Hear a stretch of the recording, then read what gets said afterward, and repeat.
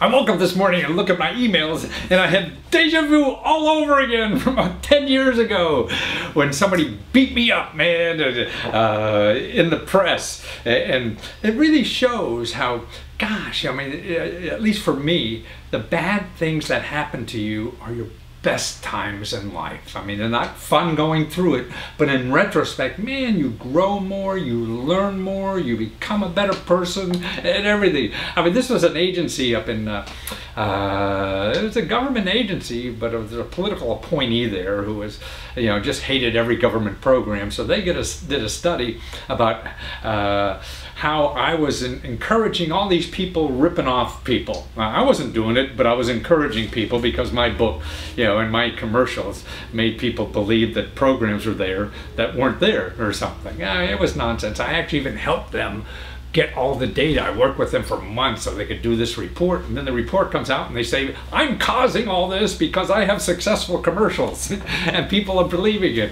And everything in my book was true. You know, they just, people could take things and twist the facts around them and everything. But more importantly, man, it hit me in the gut hard, man, because I felt I was the only person in the world that was showing what's good about the government. You know, there are good parts, believe it or not. Yeah, and they're getting beat up for it.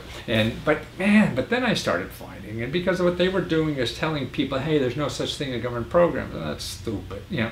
And what happened to me in there is I did extra research, studied, and argued with these people, and went on TV and doing all these kinds of things, you know, defending myself. And I realized, man, I know more than anybody else in the world about this stuff.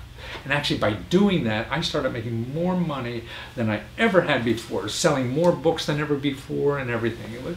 It was, gosh, just such a wonderful growth spurt. And that wouldn't have happened unless something bad. And we all sort of like avoid bad things and things like that. And I guess that's natural instinct and we should or whatever. But boy, when it really happens to you, because a lot of times you have no control over that, you know, you should appreciate it and try to learn from it, because you do. And the more you get involved in it instead of hiding, I think the more you will, you know, learn from it and grow. At least I did. And now I look for those kinds of things. I remind myself every time a potential bad thing happens, hey, do I want to avoid this or whatever? Or do I want to stand my ground and say, hey, no, I think I'm right, even though you think I'm wrong, you know?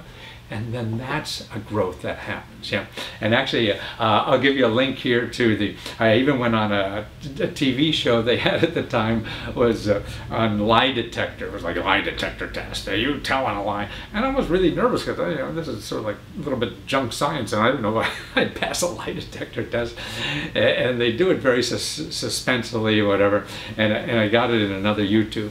I have a link here, and you can watch me take this lie detector test on national TV. You know, and actually the guy who did the test was sort of like the best person in the world that gives lie detectors. You know, I went out to LA for 2-3 days, you know, to do all these things. And I was worried that getting on the show, I didn't know if they passed me or not. I knew I was right, but you never know. Even though you think you're right, other people don't. And God, you just have to live through it. And if you aren't resilient enough, then you're not going to do the important things that are really important in life. So that's why bad things are very important in your life. And without them, man, you're not going to grow enough. So go out, watch that lie detector that I took.